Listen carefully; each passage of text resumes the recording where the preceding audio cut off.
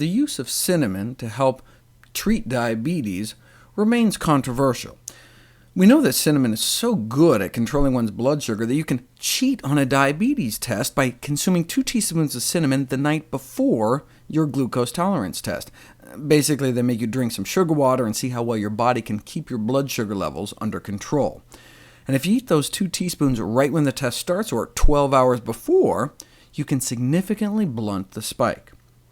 A half teaspoon of cinnamon does not seem to be enough, but about a teaspoon a day does appear to make a significant difference. A review of the best studies done to date found that the intake of cinnamon by type 2 diabetics or prediabetics does lower their blood glucose significantly. So what's the controversy? Well, as I described before, cassia cinnamon, also known as Chinese cinnamon, or probably what you're getting at the store if it just says cinnamon, contains a compound called coumarin, which may be toxic to the liver in high enough doses. Originally, the concern was mainly for kids during Christmas time, where they might get an above-average exposure, but more recently some researchers suggested that kids just sprinkling some cassia cinnamon on their oatmeal a few times a week might exceed the recommended safety limit. The bold values here are above the recommended upper limit. For little kids, just a quarter teaspoon of cinnamon a few times a week may be too much, and if you're eating that cinnamon-sprinkled oatmeal more than every day, even adults can bump up against the limit.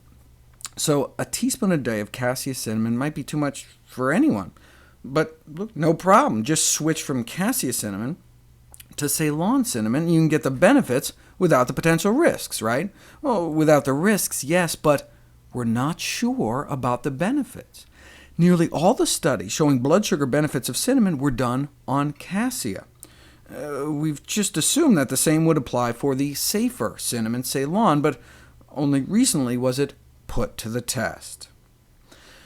Owing to the presence of that toxic compound, the Federal Institute for Risk Assessment in Europe has warned against consuming large amounts of the cassia cinnamon, suggesting a switch from cassia cinnamon to Ceylon cinnamon, also known as true cinnamon. But we didn't know whether or not the true cinnamon had similar benefits until now. We saw that nice blunting of blood sugar levels in response to cassia cinnamon, but in response to Ceylon cinnamon, nothing. Bummer. Right? In fact, they're thinking, maybe that potentially toxic coumarin stuff was the active ingredient in the cassia cinnamon all along. So, take out the toxin, you take out the benefit. So they conclude, yeah, it's great that health authorities are recommending the switch. However, the positive effects seen with cassia could then be lost.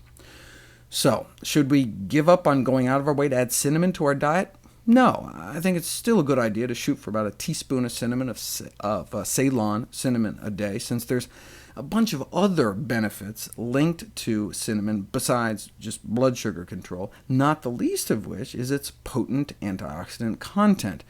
In fact, one of the cheapest food sources of antioxidants, beating out the cloves and coming in just under purple cabbage.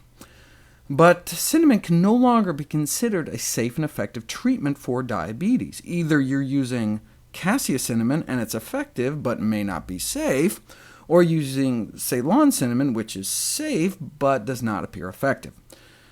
But look, even the cassia cinnamon only brought down blood sugars modestly.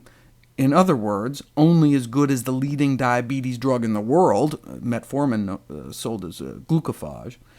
Yeah, it may work as good as the leading drug, but that's not saying much. The best way to treat diabetes is to attempt to cure it completely, reversing diabetes with a healthy diet.